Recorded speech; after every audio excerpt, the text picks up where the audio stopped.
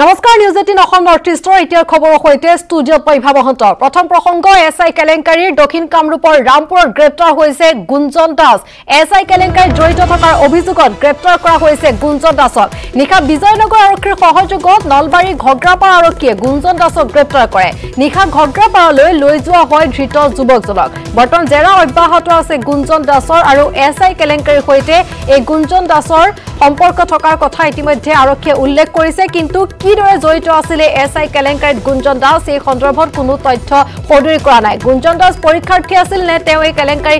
সংঘটিত কৰা যি নেক্সাছ আছিল যি বৃহৎ চক্ৰ আছিল সেই চক্ৰৰ সৈতে জড়িত আছিল সেই সন্দৰ্ভত তথ্য সদৰি কৰা নাই জেৰা যিহেতু অব্যাহত আছে পৰৱৰ্তী সময়ত জানিব পৰা যাব গুঞ্জন দাস কিদৰে জড়িত এই কেলেংকাৰীৰ সৈতে আৰু গুঞ্জন দাসৰ পৰা কি নতুন তথ্য উলিয়াবলৈ সক্ষম হয় আৰক্ষী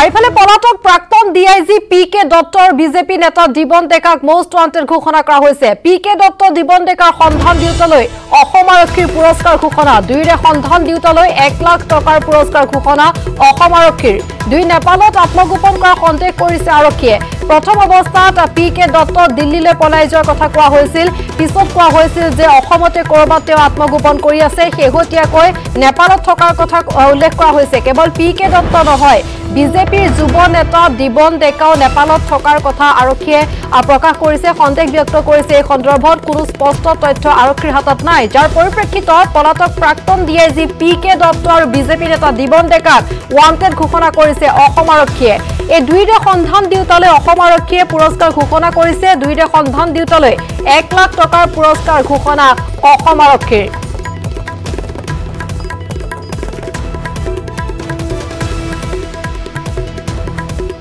আইফালে গুৱাহাটীৰ সিআইডিৰ কাৰ্যালয়ত কুমুদ গোস্বামীক জেৰা সিআইডিৰ আগত আত্মসমৰ্পণ কৰিছিল কুমুদ গোস্বামীয়ে এসআই নিযুক্তি কেলেংকাৰীত অভিযুক্ত কুমুদ গোস্বামী ধৃত কুমুদ গোস্বামীৰ ঘৰ তিহুৰ মাখিবাহাত কুমুদ গোস্বামী কৃষি বিভাগৰ গ্ৰাম্য সেৱক এই কুমুদ গোস্বামীৰ সম্পৰ্ক আছিল নলবাৰীৰ কুলদীপ ৰাজবংশীৰ সৈতে কুলদীপ ৰাজবংশীৰ তেওঁ ঘনিষ্ঠতা আছিল বিজেপিৰ যুৱ নেতা দিবন ডেকাৰ সৈতে সেই সূত্ৰতে যিহেতু কুমুদ গোস্বামীয়ে সমগ্ৰ কেলেংকাৰীত জড়িত হৈ পৰিছে আৰু কুমুদ গোস্বামীক বিচাৰি বিগত সময়ছোৱাত অভিযান অব্যাহত আছিল কিন্তু শেহতীয়াকৈ কালিৰ দিনটোত কুমুদ গোস্বামীয়ে নিজে আহি ধৰা দিয়ে আৰক্ষীৰ আগত আৰু বৰ্তমান কুমুদ গোস্বামীৰ জেৰা অব্যাহত আছে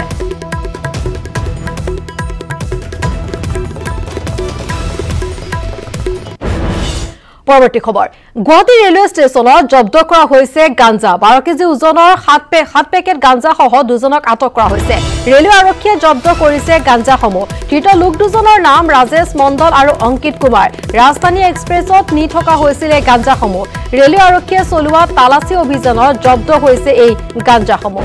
পুনৰবাৰ জনাইছো ৰেলৱে আৰক্ষীৰ তালাচীত জব্দ হৈছে গাঞ্জা গুৱাহাটী ৰেলৱে ষ্টেচনত গাঞ্জা জব্দ কৰা হৈছে 12 কেজি ওজনৰ 7 পেকেট গাঞ্জা সহ দুজনক আটক কৰা হৈছে ৰেলৱে আৰক্ষীয়ে জব্দ কৰিছে গাঞ্জা ধৃত লোক দুজনৰ নাম হৈছে ৰাজেশ মণ্ডল আৰু অংকিত কুমাৰ ৰাজধানী এক্সপ্ৰেছৰে নি থকা হৈছিল গাঞ্জাসমূহ ৰেলৱে আৰক্ষীয়ে চলোৱা তালাচী অভিযানত জব্দ কৰা হৈছে গাঞ্জাসমূহ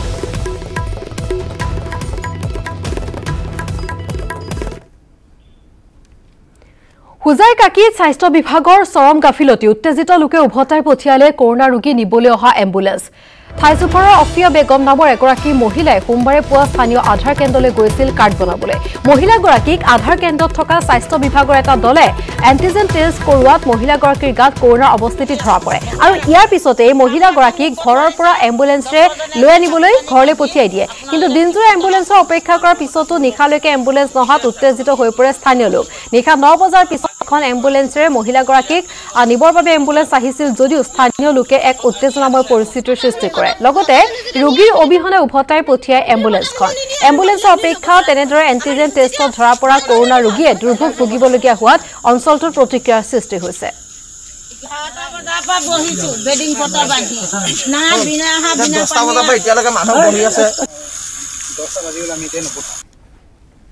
মানুহজনী মানে আমাৰ মোৰ নব লাগে তেওঁ গৈছিল আধাৰ কাৰ্ডৰ কাম কৰিবলৈ কাৰণে আধাৰ কাৰ্ডৰ কাম কৰিব যাতে তাত কিবা কৰোনা পজিটিভ ওলাইছে ওলোৱাৰ পিছত তেওঁ মানে কৈছে যে মানে এম্বুলেন্স আহিব উঠাই লৈ যাব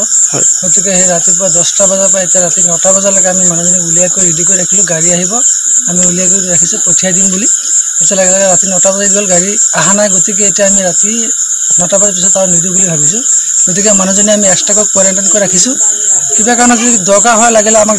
ডক্টৰ আহি পেলাই আমাক ইয়াতে চিকিৎসা কৰিবহি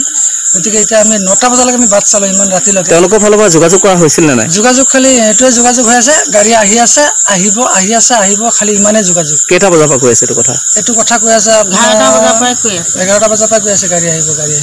এতিয়া ৰাতি 9টা বাজি গ'ল এতিয়ালৈকে গাড়ী আহিব ক'ব নাই এতিয়া কি কৰিব আপোনালোকে এতিয়া আমি আৰু নপঠিয়াই আমাৰ ৰাখি থম আগলা ঘৰত তেনেকেই ৰাখিম কোন জেগা হয় এইটো 1 নং কাকি 3 নং কাকি 5 নং গাঁও 1 নং ৱাৰ্ড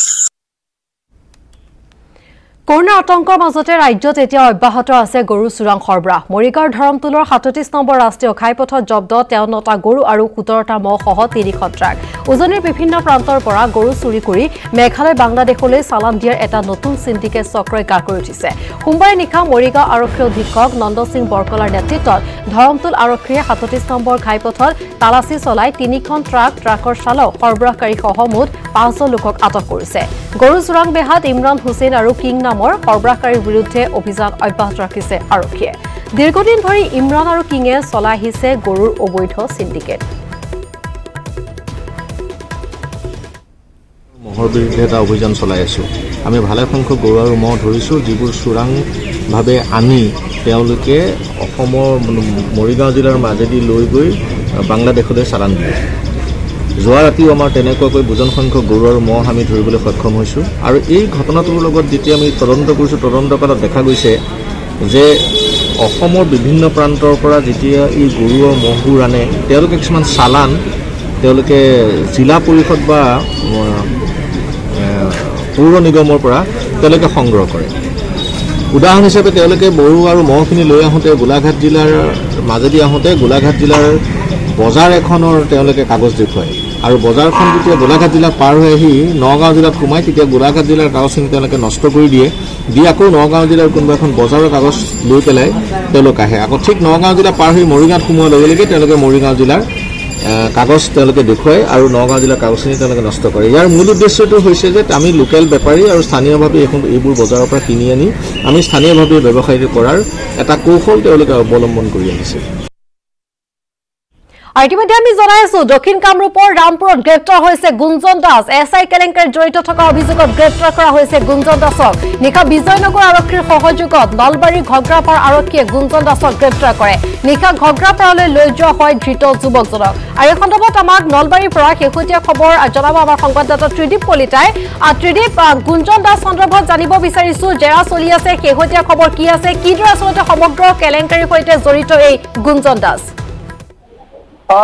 ইভা মহন্ত আমি প্ৰতিদিনে জনাই আছো যে যি এছআই কেলেংকাৰী ৰাজ্যকোষৰ এছআই কেলেংকাৰী বিশেষকৈ নলবাৰীত ইয়াৰ প্ৰভাৱ বিশেষকৈ দেখিবলৈ পোৱা গৈছে কিয়নো নলবাৰীত এজনৰ পিছত আন এজন এই এছআই কেলেংকাৰীৰ সৈতে জড়িত লোকক আটক কৰা হৈছে গোপন পৰীক্ষাত অৱতীৰ্ণ হোৱা পৰীক্ষাৰ্থীসকলক আৰু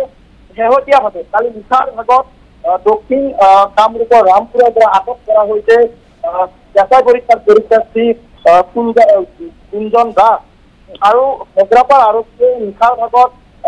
দক্ষিণ হালমাৰাৰ আৰক্ষীৰ সহযোগত আটক কৰি নিশাৰ ঘগ্ৰাপাৰলৈ লৈ আহে যদিও বৰ্তমান তেখেতক নলবাৰী সদৰ থানাত ৰখা হৈছে আৰু নলবাৰী সদৰ থানাত নলবাৰী আৰক্ষীয়ে সোধপোছ অব্যাহত ৰাখিছে এটা কথা উল্লেখ কৰিব বিচাৰিছো যে কালিৰ সন্ধিয়াৰ ভাগত কুমুদ গোস্বামী এই সমগ্ৰ কেলেংকাৰীটোৰ খলনায়ক কুমুদ গোস্বামীয়ে CID আৰু অসম আৰক্ষীৰ ওচৰত আত্মসমৰ্পণ কৰিছিলে কিন্তু দুৰ্ভাগ্যজনক কথা এইটো যে মই কালিও এই কথাখিনি উল্লেখ কৰিছিলো যে দৰিকণা খলিহনা ধৰিয়ে যেন এতিয়া অসম আৰক্ষীয়ে সান্তনা লভিছে অসম চৰকাৰে সান্তনা লভিছে এই কাৰণে কৈছো যদিহে বৰ্তমান CID জিম্মাত থকা যিগৰাকী মূল খলনায়ক কুমুদ গোস্বামীকে ধৰি জীৱন ডেকা আজি তাৰিখত পলাতক কুমুদ গোস্বামী কিন্তু আৰক্ষী বা CIDয়ে ধৰিবলৈ সক্ষম হোৱা নাছিল যদিহে আত্মসমৰ্পণ নকৰিলেহেঁতেন আৰু কিন্তু এই যিসকল পৰীক্ষা দি আছে গোপন পৰীক্ষাত অৱতীৰ্ণ হওক বা এই খেলি মেলি কৰা পৰীক্ষাৰ্থীসকলে হওক সেইসকলক আটক কৰিছে হয় পৰীক্ষাৰ্থীসকলে যদি বেতন পৰীক্ষাত অৱতীৰ্ণ হৈছে বা তেখেতসকলে যদি দোষী আইনে যদি তেখেতসকলক দোষী সাব্যস্ত কৰে তেখেতসকলে শাস্তি পাওক তাত আমাৰ ক'বলগীয়া নাই তাত আমাৰ দিনত নাই কিন্তু যিসকল মূল অপৰাধী সেই মূল অপৰাধীসকলক কিন্তু আজিৰ তাৰিখত সহায়ত্ব কৰাৰ ক্ষেত্ৰত কিন্তু কিছু পৰিমাণে হ'লেও যে অসম আৰক্ষী ব্যৰ্থ হৈছে কিছু পৰিমাণে হ'লেও যে অসমৰ গৃহ বিভাগ ব্যৰ্থ হৈছে সেয়া নিশ্চিত হয় ত্ৰিদীপ আন এক প্ৰসংগ উল্লেখ কৰিব বিচাৰিছো দেখা পোৱা গৈছে যে এই সমগ্ৰ কেলেংকাৰী অভিযুক্ত হওক বা পৰীক্ষাৰ্থী হওক কিন্তু এতিয়ালৈকে যিসকলক আটক কৰা হৈছে সৰহসংখ্যকে নলবাৰীৰ বিভিন্ন স্থানৰ পৰা তেওঁলোকক আটক কৰিছে বা জেৰাৰ বাবে যিসকলক আৰক্ষীৰ জিম্মাত লৈছে প্ৰায় সংখ্যকে নলবাৰী গতিকে এই সমগ্ৰ বিষয়টোত নলবাৰী আৰক্ষীৰ ফালৰ পৰা কিবা বিশেষ পদক্ষেপ গ্ৰহণ কৰা হৈছে নেকি সমগ্ৰ কেলেংকাৰীৰ নতুন তথ্য উদ্ঘাটনৰ বাবে আচ্ছা কিবা হয় আপুনি কোৱাৰ নিচিনাকৈ এক প্ৰকাৰ ক'ব গ'লে এই সমগ্ৰ কেলেংকাৰীটো অভিকান্ত হৈ পৰিছে এতিয়া নলবাৰী কিয়নো নলবাৰীত বহু সংখ্যক লোকক ইতিমধ্যে আটক কৰিছে আৰু সেইসকল লোক এই কেলেংকাৰীটোৰ সৈতে জড়িত কোনোবা যদি ঘোষ লোৱা পক্ষ কোনোবাটো হৈছে ঘোষ দিয়া পক্ষ আৰু এই পক্ষবোৰক কোনে উঠালিব লাগে নলবাৰী আৰক্ষীয়ে আৰু এই ক্ষেত্ৰত নলবাৰী থাকি ৰাইজ কিন্তু আজি লজ্জিত হৈছে কিয় নলবাৰী শিক্ষা নগৰীত বুলি কোৱা হয় শিক্ষা নগৰীত নলবাৰীত এই যি কলংক হানিলে একাংশই সেই বিশ্বচক্ৰক কিন্তু কোনে ইফালৰ বাবে সৰ্বত্ৰ এতিয়া প্ৰতিক্ৰিয়া যোৱাৰ কিন্তু আৰক্ষীৰ ফালৰ পৰা তদন্তৰ খাতিৰত হয়তো কোনো ধৰণৰ কথা স্পষ্ট কৰা নাই কিন্তু এটা কথা ক'ব লাগিব যে নলবাৰী জিলাত নলবাৰী আৰক্ষী অধীক্ষক গৰাকী আছে আৰক্ষী অধীক্ষক গৰাকীৰ কিন্তু আজি তাৰিখে সন্দেহ কৰা সেইকাৰণে কৈছে যেনেধৰণে তেখেতে তদন্ত প্ৰক্ৰিয়া আগবঢ়াই নিব লাগিছিল যেনেধৰণে তেখেতে সম্পূৰ্ণকৈ দালালি চলাব লাগিছিল তাত কিন্তু তেখেত বিফল হোৱা বুলি ক'ব হয়তো ভুল কৰা নহ'ব কিন্তু নলবাৰীৰ অতিৰিক্ত আৰক্ষী অধীক্ষক আছিফ আহমেদ হওক বা উপ আৰক্ষী অধীক্ষক জ্যোতি বৰদলৈৰ নেতৃত্বতহে এই অভিযানটো চলি আছে কিহৰ বাবে আচলতে আৰক্ষী অধীক্ষকগৰাকীয়ে ফিল্ডত নমা নাই তেওঁ কিন্তু আজি তাৰিখত সন্দেহৰ আৱৰ্তন হয় ত্ৰিদীপ কলিতা আপোনাক এই মুহূৰ্তত ধন্যবাদ জনাইছো আৰু ইতিমধ্যে আমি জনাইছো যে সমগ্ৰ কেলেংকাৰীৰ বৰ্তমান যিসকল জড়িত যিসকলক আটক কৰা হৈছে যিসকলক জিম্মাত লোৱা হৈছে প্ৰায় সংখ্যককে নলবাৰীৰ পৰা যিহেতু আৰক্ষীয়ে ইতিমধ্যে তেওঁলোকক নিজৰ জিম্মাত লৈছে আৰু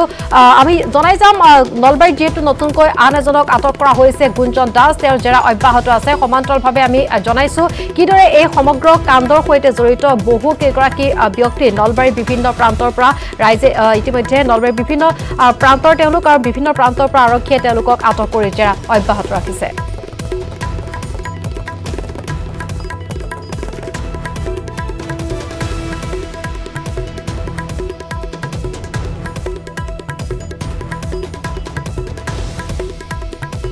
কৰোনা মহামাৰীয়ে বাৰুকৈ প্ৰভাৱ পেলাইছে দেশৰ বাইক মেকানিকসকলৰ জীৱনত লকডাউন প্ৰত্যাহাৰ পাছত লাহে লাহে কৰ্মক্ষেত্ৰলৈ উভতিছে মেকানিকসকল কিন্তু এওঁলোকক এতিয়াও প্ৰয়োজন আমাৰ কিছু সহায়ৰ আৰু সেই উদ্দেশ্যে ক্ৰেষ্টল এক্টিভে নেটৱৰ্ক 18ৰ সৈতে মিলি আৰম্ভ কৰিছে প্ৰটেক্ট ইণ্ডিয়াজ ইঞ্জিন শীৰ্ষক এক অভিযান Network 18 invite you to take a small pledge and commit your support to protect India's engine. It is an initiative to enhance the skill set, the knowledge of these mechanics who are so important to our lives so that they can serve you better in the future. Please give a missed call to 7574003002 or log on to www.protectindiasengine.com and commit yourself to the campaign.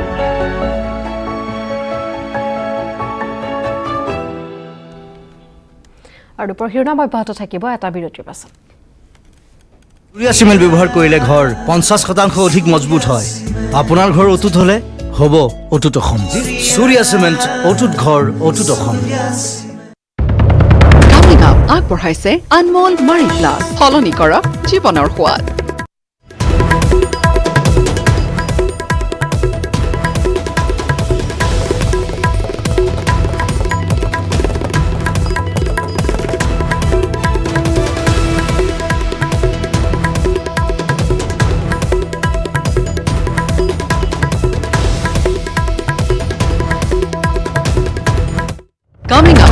আগবঢ়ালে আনমোল মাৰি plus সলনি কৰক জীৱনৰ সোৱাদ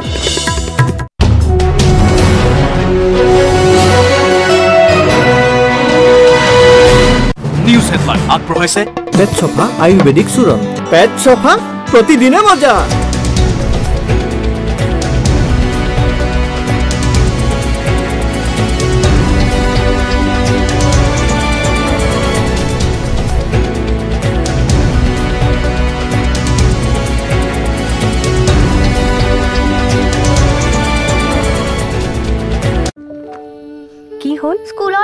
সকলোৱে টিকিৰি টিকিৰি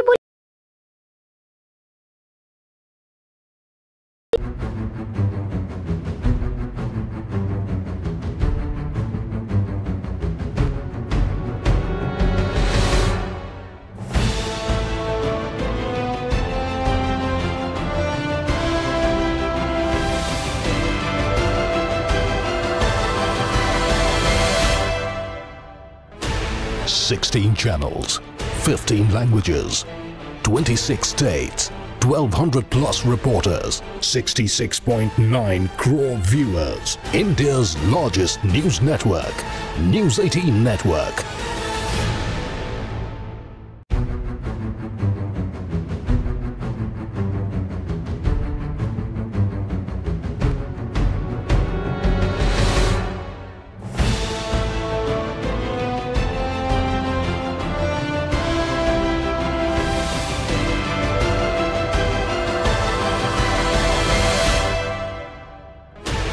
$16 channels, 15 languages,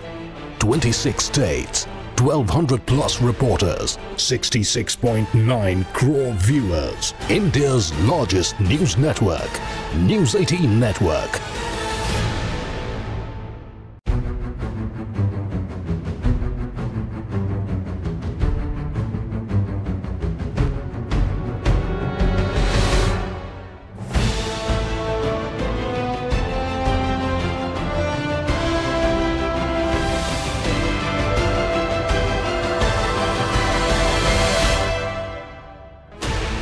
$16 channels, 15 languages,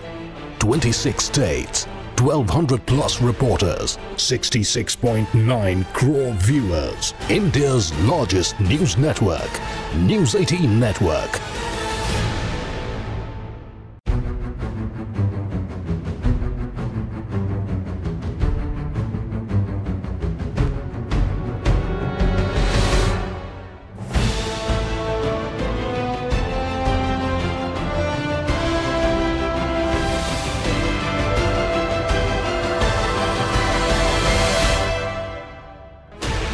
$16 channels, 15 languages,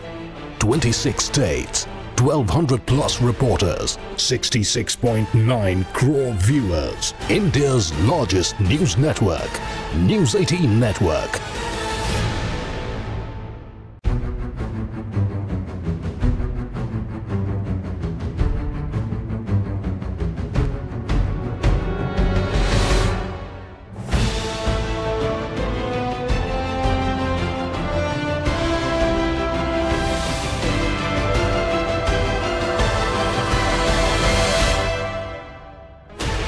$16 channels, 15 languages,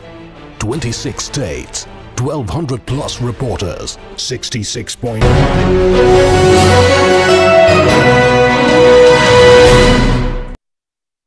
ওডিএসি বিৰতিৰ পাছত কুমুদ গোস্বামী সহ 5 জনক ক্ৰাইম ব্ৰাঞ্চত জেৰা অব্যাহত ৰখা হৈছে। যোগামী ব্ৰহ্ম, প্ৰাঞ্জল শৰ্মা, প্ৰণৱ বৰা আৰু সঞ্জীৱ শৰ্মাক জেৰা চলোৱা হৈছে। দুপৰীয়া ক্ৰাইম ব্ৰাঞ্চলৈ লৈ অহা হৈছে আটাইকেইজনক। 21 ছেপ্টেম্বৰত গ্ৰেপ্তাৰ কৰা হৈছিল যোগামী ব্ৰহ্মক। উলুবাৰীৰ জলসিঞ্চন বিভাগৰ আৱাসিক অঞ্চলৰ পৰা গ্ৰেপ্তাৰ কৰা হৈছিল যোগামী ব্ৰহ্মক। স্বাস্থ্য পৰীক্ষা কৰোঁতে কোভিড পজিটিভ পোৱা গৈছিল। আৰক্ষীয়ে ভৰ্তি কৰিছিল জিএমচিএইচত। নিগেটিভ ওলোৱাত পুনৰবাৰ তেওঁক ক্ৰাইম ব্ৰাঞ্চলৈ লৈ অনা হয় আৰু সমান্তৰালভাৱে আমি জনাইছো যোগামী ব্ৰহ্মৰ লগতে বৰ্তমান যিহেতু জেৰা অব্যাহত আছে প্ৰাঞ্জল শৰ্মা, প্ৰণৱ বৰা, সঞ্জীৱ শৰ্মাক ক্ৰাইম ব্ৰাঞ্চত জেৰা অব্যাহত ৰখা হৈছে। লগতে কুমুদ গোস্বামী তেওঁকো জেৰা কৰি থকা হৈছে।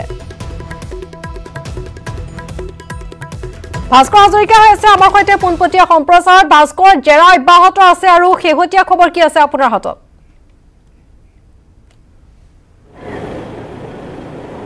কিছু সময় পূৰ্বে ক্ৰাইম ব্ৰাঞ্চলৈ লৈ আহিছিলে যোগামী ব্ৰহ্ম,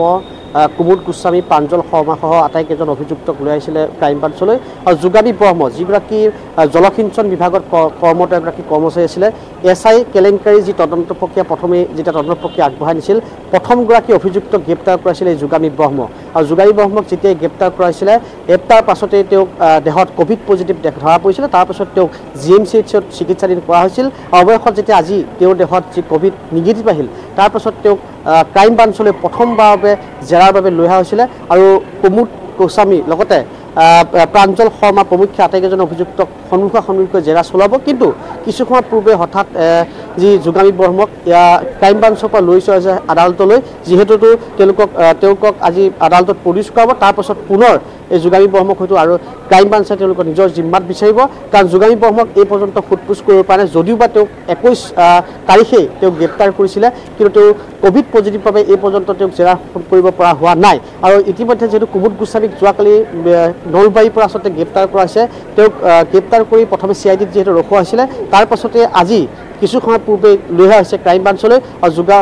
কুমুদ গোস্বামী লগতে যি প্ৰাঞ্জল শৰ্মা প্ৰমুখ্যে সঞ্জীৱ আটাইকেইজনকে সন্মুখাসন্মুখী এই মুহূৰ্তত ক্ৰাইম ব্ৰাঞ্চে ওপৰা বহলাত তেওঁলোকক সোধা পোছা চলাই আছে। যিহেতু কুমুদ গোস্বামীক ইতিমধ্যে আমি কৈছোঁ, কুমুদ গোস্বামী এগৰাকী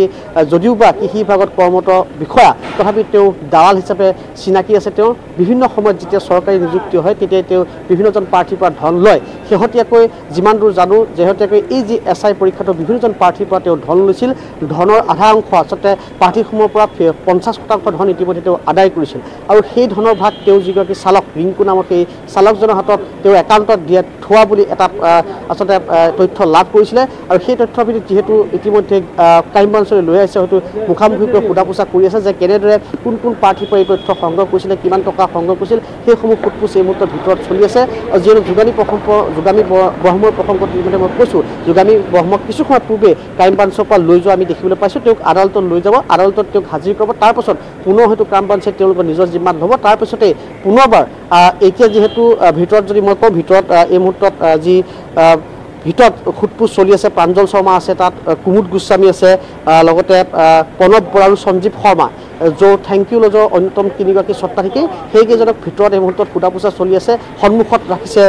কুমুদ গোস্বামীক, আৰু যিহেতু যোগামী ব্ৰহ্ম নাই, বাকীকেইজন গোটেইকেইজনক ৰাখি তেওঁলোকে এই মুহূৰ্তত ওপৰ মহলাত যি সোধপোছ সেই সোধপোছ চলি আছে। ইভা হয়, জেৰা অব্যাহত আছে ক্ৰাইম ব্ৰাঞ্চৰ সমান্তৰালভাৱে। যিহেতু ভাস্কৰ আৰু এজন যিহেতু আৰক্ষীৰ জিম্মাত আছে, নলবাৰীত গ্ৰেপ্তাৰ কৰা হৈছে গুঞ্জন দাস, গতিকে এই সন্দৰ্ভত কিবা তথ্য সংগ্ৰহ কৰিছে নেকি আৰক্ষীয়ে? আপোনাৰ হাতত কিবা খবৰ আছে?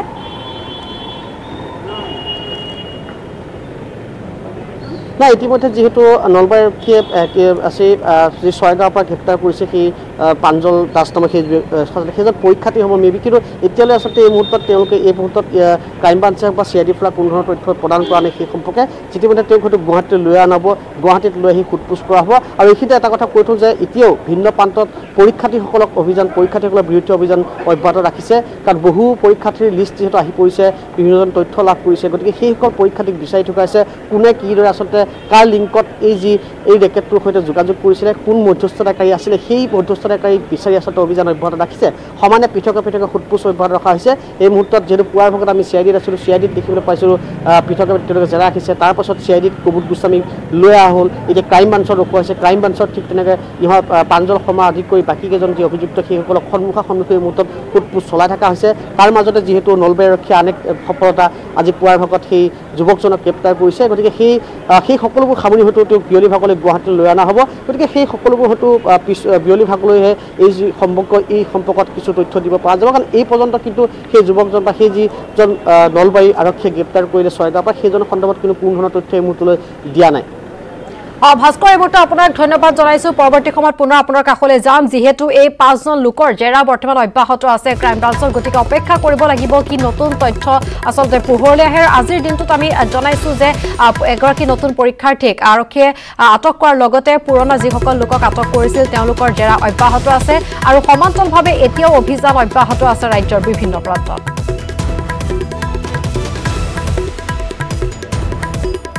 কৰোনা মহামাৰীয়ে দেশৰ প্ৰতিটো ক্ষেত্ৰকে প্ৰভাৱিত কৰিছে, বিশেষকৈ অখণ্ডিত ক্ষেত্ৰটোক, যিটো সংস্থাপিতৰ 44% অংশ পৰে। মেকানিকসকলো কৰোনা মহামাৰীৰ বাবে প্ৰভাৱিত হৈছে। ক্ৰেষ্টল এক্টিভে নেটৱৰ্ক 18ৰ সহযোগত প্ৰটেক্ট ইণ্ডিয়ান ইঞ্জিন নামেৰে এক অভিযানৰ আৰম্ভ কৰিছে। এই অভিযানৰ লক্ষ্য হ'ল দেশৰ ইঞ্জিনৰ সুৰক্ষাৰ লগতে মেকানিকসকলক প্ৰযুক্তিৰ কৌশল উন্নত কৰা। भारत 2 पहिया वाहनों की दुनिया का सबसे बड़ा निर्माता है और साथ ही उनकी सर्विस के लिए बड़ी संख्या में मैकेनिकों को रोजगार के अवसर प्रदान करता रहा है। हालांकि देश भर में हुए लॉकडाउन ने इन छोटे पैमानों के लाखों मैकेनिकों के भविष्य को अंधे कुएं में धकेल दिया। परेशानी यही है कि लॉकडाउन के बाद तो काम चला ही नहीं है बिल्कुल भी। जैसे लॉकडाउन थोड़ा बढ़ने लगा, खुलने लगा, तो वैसे ही सहज काम भी सही होने लगा, लेकिन अभी भी प्रॉपर तरीके से काम भी इतना अच्छा नहीं है जो होना चाहिए। इसी सिलसिले में जागरूकता बढ़ाने और छोटे पैमाने के मैकेनिकों को सपोर्ट करने के लिए नेटवर्क 18 ने कैस्ट्रॉल एक्टिव के साथ मिलकर प्रोटेक्ट इंडियाज इंजन कैंपेन को लॉन्च किया। देश के इंजन की सुरक्षा और मैकेनिकों के तकनीकी कौशल को उभारने की पहल, ताकि हम उन्हें एक बेहतर कल दे सकें। As mechanics resiliently look to get back on their feet, Castrol India and Network 18 present Protect India's Engine, a joint initiative to empower India's mechanic community to navigate through these difficult times and be better equipped to restart their business. Castrol Active will aim to invest up to rupees 50 lakhs towards upskilling initiatives for mechanics. Just like our mechanics who protect our bikes, let's now do our bit to protect them and help them to keep moving ahead. इस पहल को मनोरंजन और film जगत की ओर से भरपूर समर्थन मिला है। कैस्ट्रॉल और नेटवर्क 18 आपसे एक छोटी सी गुजारिश करता है कि एक प्रतिज्ञा लेकर आप प्रोटेक्ट इंडियाज इंजन को अपना समर्थन दें। ये एक पहल है ताकि ये मैकेनिक्स जो हमारे जीवन के लिए इतने जरूरी हैं, इन्हें हम अपना समर्थन दे सकें और ये अपने तकनीकी ज्ञान को, अपने कौशल को और उभार सकें, ताकि आने वाले समय में आपकी बेहतर सेवा कर सकें, आने वाले कल की चुनौतियों के लिए पहले से तैयार हो सकें। जैसे भारत सिस्टमैटिक अनलॉक की ओर बढ़ रहा है, हमारा ये फर्ज बनता है कि हम अपने मैकेनिक भाइयों का समर्थन करें और उनके भविष्य के लिए नए रास्ते खोलें। आइए जुड़िए कैस्ट्रॉल एक्टिव और नेटवर्क 18 के इस पहल से और दीजिए अपना support protect India's engine campaign को। रुक मत चल तू और बातचीत पुनः समय